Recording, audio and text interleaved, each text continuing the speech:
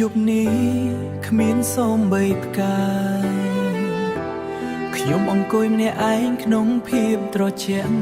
នឹកដល់កែវភ្នែកដែលធ្លាប់មើលមកវាហាក់ដូចជារឿងកាលពីម្សិលមិញខ្យល់បក់មកនាំរងាដល់បេះដូងទួងបីសមុទ្រនៅឆ្ងាយពីគ្នាឬរាប់ពាន់ម៉ាយក៏ខ្ញុំមិនខ្លាចខ្ញុំនឹងរងចាំរហូតដល់ថ្ងៃយើងជួបស្នេហ៍មួយនេះខ្លាំងជាងពេលវេលាខ្ញុំត្រូវការនាងមកក្បែរលើ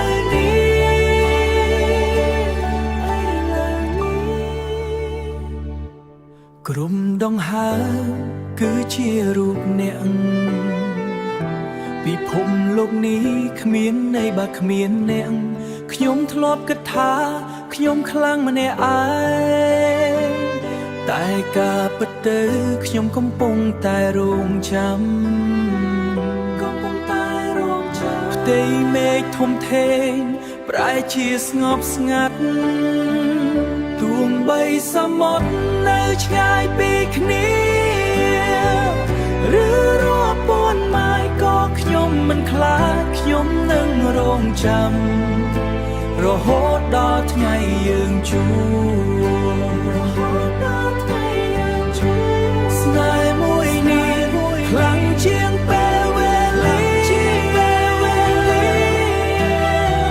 ខ្ញុំត្រូវការនាងមកក្បែរលើ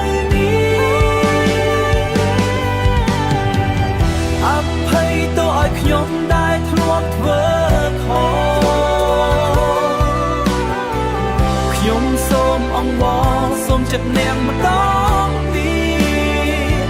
កុំទុកឲ្យខ្ញុំនៅតែម្នាក់ឯងព្រោះនាងគឺជាជីវិតរបស់ខ្ញុំនឹងចាំទោះបីត្រូវឆ្លងកាត់អ្វីៗទាំងអស់កុំទៅចោលខ្ញុំ